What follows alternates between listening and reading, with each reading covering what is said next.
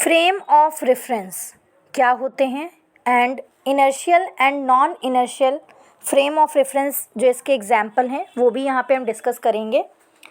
ये हमारा PPT PDF है, यहाँ पे मैंने नोट्स को खुद लिख के रखा हुआ है, तो इस नोट्स से भी हम एक्सप्लेन करेंगे और चीज़ों को यहाँ पे डिस्कस करेंगे। फ्रेम ऑफ रेफरेंस ये क्या होता है, तो सबसे पहले हम डेली लाइफ के एक एग्जाम्पल से इस फिनोमेना को समझते हैं। रेलवे स्टेशन पे जो प्लेटफॉर्म है, मान लीजिए वहाँ पे आप या हम खड़े हुए हैं और हम चीज़ों को देख रहे हैं, ऑब्ज़र्व कर रहे हैं, तो हम क्या हुए? ऑब्ज़र्वर हुए, राइट। अब जो है ये हमारा क्या हो गया? पहला फ्रेम ऑफ रेफरेंस हो गया। ये क्या है? हमारा फ्रेम ऑफ रेफरेंस है और हम क्या है? एक ऑब्ज़र्वर हैं, ठीक।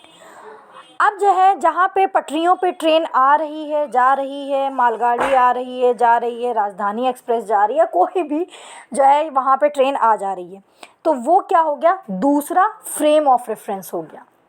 अब उस ट्रेन के अंदर जो लोग बैठे हैं, खिड़की से देख रहे हैं बाहर, पैसेंजर यात्री है ना, तो वो हम लोगों को देख रहे हैं, हम लोगों को ऑब्ज़र्व कर रहे हैं। ट्रेन रुक रही है तब भी हम लोगों को देख रहे हैं, या फिर जो प्लेटफॉर्म पे जो भी गतिविधियां हो रही हैं उस चीज़ को ऑब्ज़र्व कर रहे हैं, या फिर जब उनकी ट्रेन चलने भी लग रही है, चलते हुए भी वो जा रहे हैं, वो हम लोगों को देख रहे हैं। तो ये उनका फ्रेम ऑफ रेफरेंस हो गया, वो भी हमें ऑब्ज़र्व कर रहे हैं और हम भी उन्हें ऑब्ज़र्व कर रहे हैं, ठीक है। तो ये तो हो गई फ्रेम ऑफ रेफरेंस की बात। अब देखिए यहाँ पे लिखा हुआ है, the frame of reference is an imaginary coordinate system which is always suppose to be associated with the observer is at the centre of this system, right.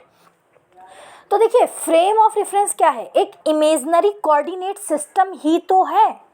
मतलब क्या प्लेटफॉर्म, मतलब हमने मान लिया, सपोज किया, लेट सपोज, राइट। अब वहाँ पे ये तो कहा नहीं गया है कि भाई जो है ये फ्रेम ऑफ रेफरेंस है और ये कोऑर्डिनेट सिस्टम की तरह दिख रहा है, दिख तो नहीं रहा है, बिल्कुल नहीं दिख रहा है, बट हम इमेजनरी फ्रेम, जो फ्रेम ऑफ रेफरेंस है, हम उसे इमेजनरी कोऑर्डिनेट सिस्टम में कन्वर्ट कर देते हैं। मतलब हम अपने फ्रेम ऑफ रेफरेंस को समझने के लिए उसे एक इमेजनरी कोऑर्डिनेट सिस्टम को सिस्टम के टाइप से सपोज कर लेते हैं, राइट। तो यहाँ पे आप देख रहे होंगे कि ये जो यहाँ पे डायग्राम छोटा सा बना हुआ है, जिसे मैं जूम कर रही हूँ, यहाँ पे ये एक्स एक्सिस है और ये जो ऊपर की तरफ गया है ये वाई एक्सिस है, और ये जो नीचे आ रहा है ये क्या है? जेड एक्सिस है, राइट। तो ये क्या हो गया? कोऑर्डिनेट सिस्टम हो गया। इसे हमने इमेजिन कर लिया, रियल में ऐसा नहीं है।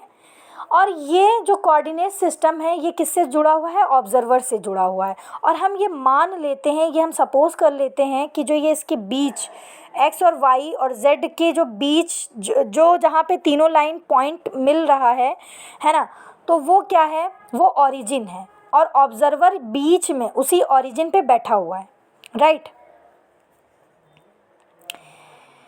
तो इसे कहते हैं फ्रेम ऑफ रेफरेंस। उसके बाद आता है कि फ्रेम ऑफ रेफरेंस दो तरीके का होता है। न्यूटन ने एक्सप्लेन किया था कि जो हमारे फ्रेम ऑफ रेफरेंस होते हैं वो टू टाइप्स के होते हैं। सबसे पहला क्या होता है? Inertial frame of reference. ये कैसे फ्रेम ऑफ रेफरेंस होते हैं? ऐसा फ्रेम ऑफ रेफरेंस जो न्यूटन्स का पहला लॉ ऑफ इनर्शिया को होल्ड करता हो, यानी ऐसा फ्रेम ऑफ रेफरेंस जिसमें लॉ ऑफ इनर्शिया जो कि न्यूटन का पहला लॉ है उसके गुण मौजूद हों, तो हम कहते हैं कि ये इनर्शियल फ्रेम ऑफ रेफरेंस है, ठीक है। Newton's first law of motion, law of inertia is valid in inertial frame of reference. उसके बाद क्या है? All the frames which are either in rest or moving with constant velocity. अगर constant velocity की बात हुई है तो हम v for velocity v is equal to 0 यहाँ पे ले सकते हैं, राइट।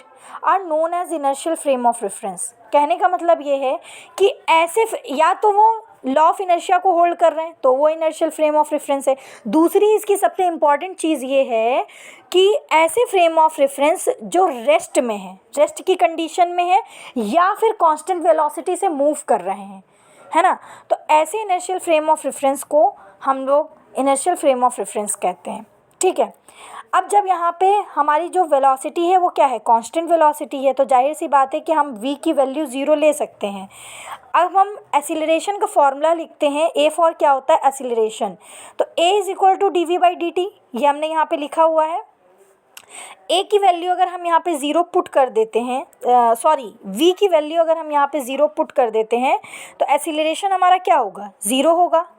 अगर एसिलरेशन ही ज़ीरो है तो वो फ्रेम क्या कहलाएगा, नॉन एक्सीलरेटिंग फ्रेम कहलाएगा, यानी उसमें एसिलरेशन हो ही नहीं रहा है ना, तो वो क्या हो गया, नॉन एक्सीलरेटिंग फ्रेम हो गया। Hence inertial frame of reference is also known as non accelerating reference frame, यानी कि जो हमारे इनर्शियल फ्रेम ऑफ रेफरेंस होते हैं वे नॉन एक्सीलरेटिंग रेफरेंस फ्रेम होते हैं। उसके बाद हम बात करते हैं second non inertial frame of reference की। ऐसे फ्रेम जो लॉ ऑफ इनर्शिया, ये इसका अपोजिट होता है, इनर्शियल फ्रेम का अपोजिट होता है नॉन इनर्शियल। इसमें क्या होता है, जो हमारा लॉ ऑफ इनर्शिया है ये उसको होल्ड नहीं करता है, राइट, मतलब कि इसमें लॉ ऑफ इनर्शिया का कोई भी गुण नहीं होता है। A frame of reference in which law of inertia does not hold is known as non inertial frame of reference. उसके बाद क्या है,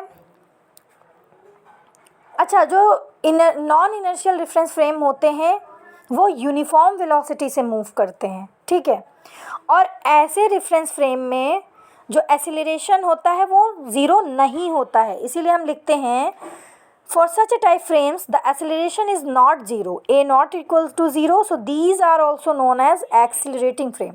अब यहाँ पे एसिलरेशन ज़ीरो नहीं है, यानी कि a not equal to zero है, एसिलरेशन ज़ीरो नहीं है, तो हम ये कैसा फ्रेम हो गया, एक्सीलरेटिंग रेफरेंस फ्रेम हो गया, राइट। ये तो आपकी चीज़ें हैं, यहाँ पे एग्जाम्पल भी आई थिंक लिखे हुए हैं। पहला एग्जाम्पल है अ ट्रेन और car moving with constant velocity any place at rest in inertial frame, है ना, तो ये क्या है, इनर्शियल है। A car moving with constant velocity at turn non inertial reference frame है, राइट। तो ये है, हालांकि इस पर मैंने सेपरेट वीडियो भी बनाई हुई है inertial and non inertial frame of reference पे, वो हमारे चैनल पे आप चेकआउट कर सकते हैं।